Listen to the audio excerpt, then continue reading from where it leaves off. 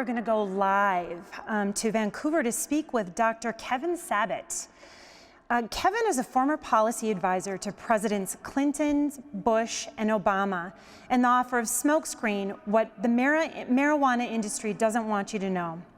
We are so glad to welcome him to Catholics at the Capitol and get his thoughts on why legalizing recreational marijuana is so wrong for Minnesota. Let's see. I don't see him. Now I see him. Hi there. There we go.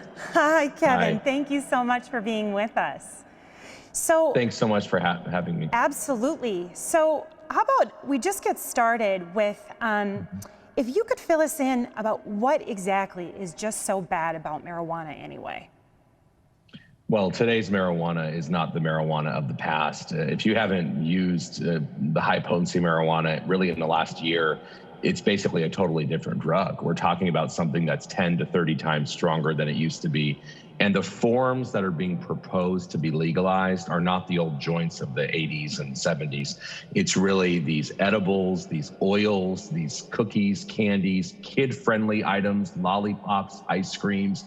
That's what's being presented in Minnesota to be legal. Also, 99% THC potent waxes, which are oftentimes vaporized. I mean, it's basically a completely different drug than when we just say the word marijuana.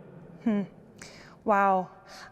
So what has been the impact in states that have legalized it? We've heard a lot, but specifically with your professional expertise, what have you seen? Yeah, well, we've seen a lot of really bad things. Number one, impaired driving, car crashes are on the rise in legal states. Number two, emergency room admissions, especially at a time when our hospitals are to the brink. The last thing we want to do is give people permission to use a product that is sending currently, without a legalization, about 400,000 people in our country to the emergency room because of acute panic attacks. There are real links. You heard Sally's story. There are real links between marijuana, heavy marijuana use, and mental illness, psychosis, depression, anxiety, schizophrenia even. And obviously for our young people, this is affecting learning, cognition, brain activity.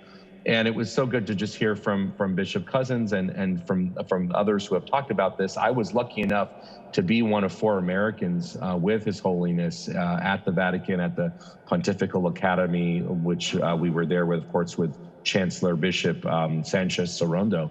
And, we talked about the impacts around the world and the devastating impact this actually has on the poorest of society, because they're the ones without the resources to get help. They're the ones that when this becomes openly acceptable and normalized, this is not a drug that lifts people up, that brings them prosperity in their spiritual and material lives. And this is, we've seen this problem happen, but this is really about money.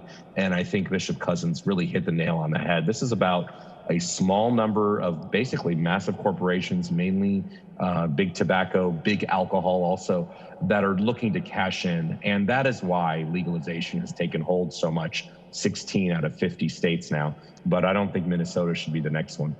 So what you were implying, it sounds like, is that the people who, or the entities maybe, that are behind the push to legalize recreational marijuana in our state, it sounds like big business. Are there any others, or what does that look like? Well, it's mainly big business. Look, there are some genuine people there that think this is going to be good for social justice, but this is a 98% white-owned business, number one, so this isn't helping poor communities of color.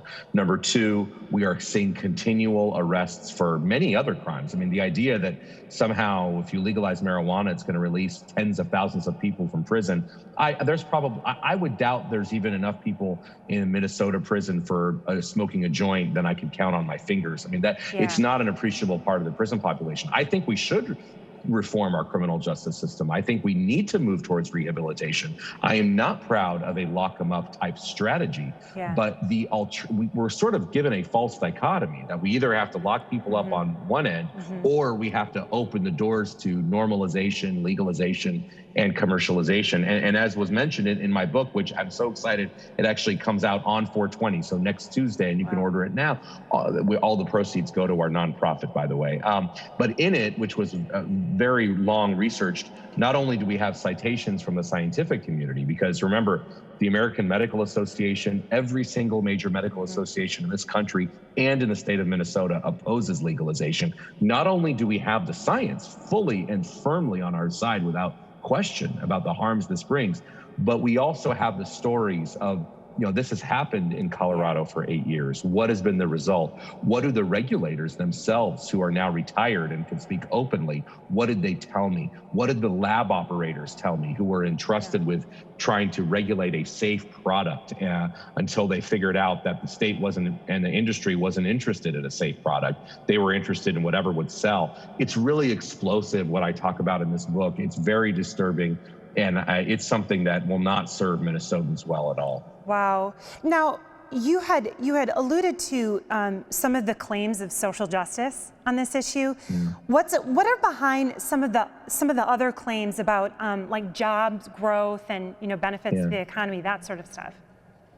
Well, obviously, if you legalize any trade and you say you can work there, there'll be more jobs. I mean, that's not in dispute. But the problem is there are costs. It's not just about revenue. So people talk, oh, it'll bring jobs, it'll bring budget revenue. We'll have all this money we can spend on whatever we want. Don't forget, with alcohol and tobacco, which are legal, so we have an example of legalization. We can look to alcohol and tobacco and see how it's going. Well, how it's going from a financial and public cost perspective is not good. For every dollar in revenue that we get, it costs society about $10 to $15 in lost, whether it's loss of productivity, whether it's direct healthcare costs, whether it's criminal justice costs, because remember, you're going to have people who break the rules with driving, with selling to minors, with regulations, with public intoxication. You're going to have to enforce those laws. So it's not like laws go away. I think people might be surprised to learn there are twice as many people arrested in our country for alcohol than marijuana, even though marijuana is illegal and alcohol is legal. So we're still going to have a lot of costs. It's not a moneymaker. And even if you just look at the revenue, it's a drop in the bucket. So this is going to be a headache for employers, the workforce, for the education system. The only people who benefit are the couple of people who get to market first, and those are usually the big businesses. Yep, that makes sense.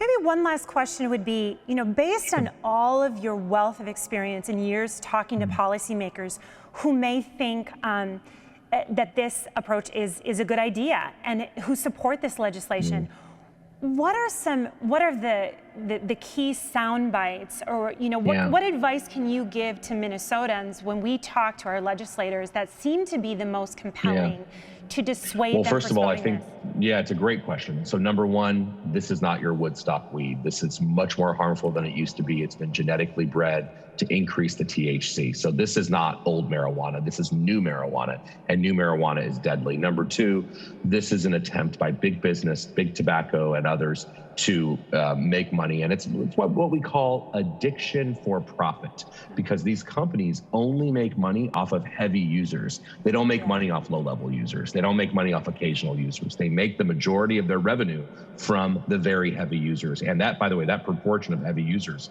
in this country during this wave of normalization has exploded to levels that we've never seen before. So it's addiction for profit. It's about money. And then I would talk about often the driving issue is a big one, because marijuana does intoxicate. I will tell you, I'm very grateful that President Biden is very firmly against the legalization of marijuana. I'm grateful that the AMA is against the legalization, the Medical Association. I think we need to also remind lawmakers they can be on the side of science, on the side of common sense, and really our kids, or they can buy the really repeated lies of industries like big tobacco and hope that marijuana will somehow be different, but we know that it won't be. Yeah. Well, thank you again, Kevin, so much for providing some of this great, really invaluable information and sharing your expertise with us. We really appreciate it. You take care now. It was an honor to be with you, and good luck. I'm a big supporter of your efforts. Thank you. Thank you.